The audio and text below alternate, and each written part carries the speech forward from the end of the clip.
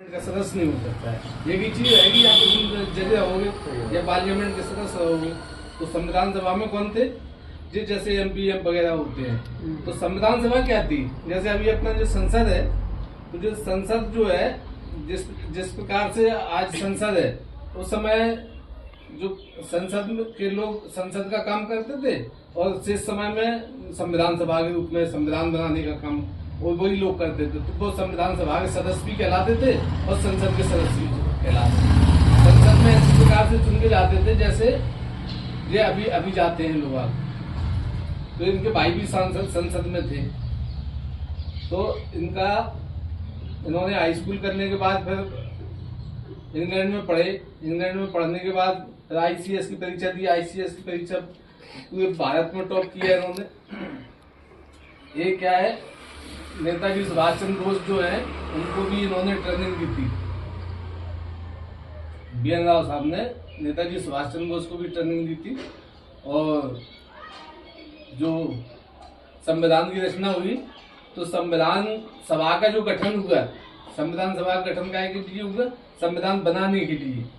तो जब संविधान बनाने के लिए संविधान सभा का गठन हुआ, उससे पहले इनकी नियुक्ति हो चुकी थी संविधान बनाने के लिए, आप समझ लो। तो इन्होंने मतलब नियुक्ति होने के बाद इन्होंने केवल भारत का संविधान नहीं बनाया है, इन्होंने एक देश का और बनाया संविधान। आप बता सकते हैं कोई कहाँ का बनाया? बर्मा। इन्होंने पहले बर्मा का संविधान बनाया। तो बर्मा का संविधान बनाने से अंग्रेज बहुत खुश हुए। अंग्रेजों के अंडर में ही आता था बर्मा उस समय, वो भी स्वतंत्र हुआ था उसी समय। तो अंग्रेज बहुत संतुष्ट हुए और इन्होंने इनकी जिम्मेदारी दे दी। अब चूंकि जो जज थे उस समय भारत के सबसे बड़े चीफ जस्टिस, तो ये क्या है कि संविधान सभा में संसद के सदस्य तो थे नहीं और इनके बिना संविधान बन नहीं सकता था। तो उन्होंने क्या किया, नेहरू जी ने एक पद क्रिएट किया है।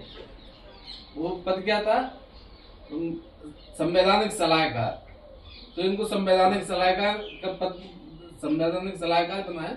और इन्होंने क्या किया कि पूरा ड्राफ्ट, जिसमें 243 आर्टिकल थे, पूरा ड्राफ्ट इन्होंने तैयार किया। जैसे पहला ड्राफ्ट या मूल ड्राफ्ट कहते हैं, पहला ड्राफ्ट। अब बहुत से लोग कहते हैं कि यार संविधान तो अम्बेडकर जी ने बनाया। एक यही कंफ्यूजन रहता है ना लोग, अम्बेडकर क्यों, अम्बेडकर जी को क्यों कैसे बनाया अम्बेडकर जी ने? तो अम्बेडकर जी के बारे में लोग कहते हैं कि उन्होंने संविधान का ड्राफ्ट तैयार किया। अब जब इनने ड्राफ्ट तैयार किया तो अम्बेडकर जी ने कैसे किया? अम्बेडकर जी ने किया तो फिर इनने कैसे किया? एक चीज कंफ्यूजन वाली बात हो जाती है ना, ये दिमाग से मतलब क्लियर होना चाहिए बात। तो क्या था कि इन्होंने जो ड्राफ्ट तैयार किया है, जब इनकी नियुक्ति हो गई तो ड्राफ्ट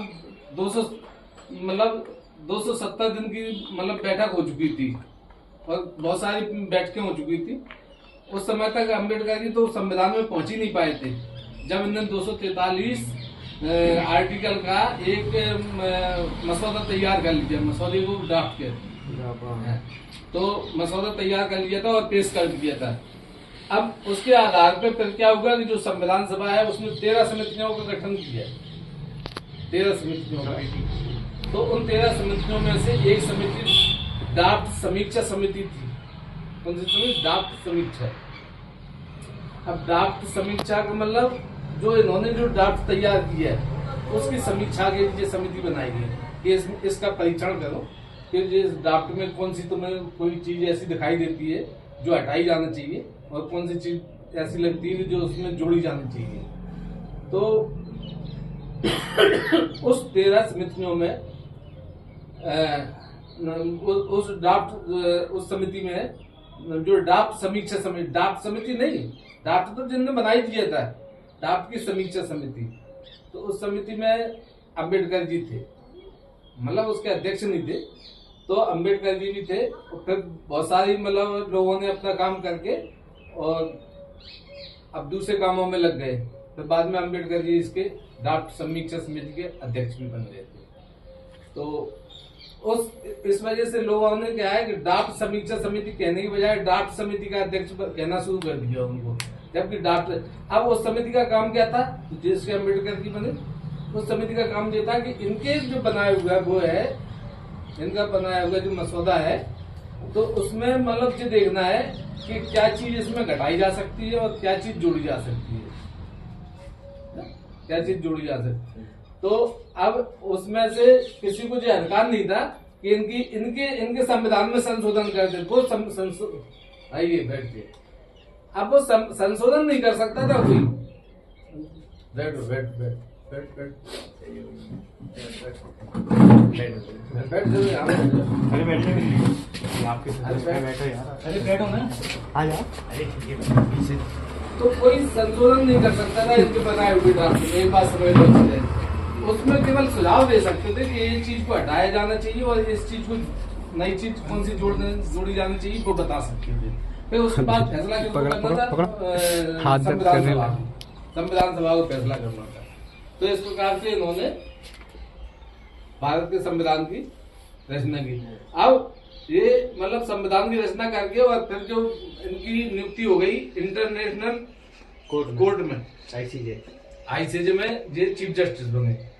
तो इन्होंने अपना जो संविधान है आगे के काम के लिए अम्बेडकर जी को पकड़ा दिया। तो आगे का काम अम्बेडकर जी ने किया, उसको पेश किया। उसमें इंटरनेशनल कोर्ट के जस्टिस बने जी और संयुक्त राष्ट्र सुरक्षा परिषद के अध्यक्ष भी रहे। तो ये बहुत, और इतना ही नहीं, जम्मू कश्मीर के प्रधानमंत्री भी रहे। जम्मू कश्मीर के प्रधानमंत्री रहे। फिर जम्मू कश्मीर के राजा से इनके विवाद हुए तो वो पद छोड़ दिया था उन्होंने। हरी सिंह जो उस समय राजा होते थे, तो उन्होंने इनका नाम नोबेल पुरस्कार के लिए भी भेजा गया था।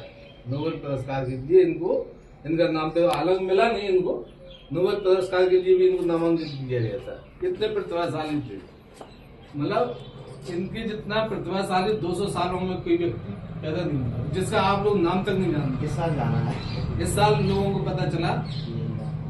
तो ये थोड़ा सा परिचय था BN राव साहब के बारे में। किसी को कोई कंफ्यूजन हो कोई बात का तो जानते होंगे सब लोग थोड़ा बहुत। तो वैसे हमारे बताने से पहले भी आपको पता लगा ही हुआ जब इतना सब कुछ से वो है। तो इस तरह से हमारे भाई को भी पता है। अब है हम बनाए वीडियो।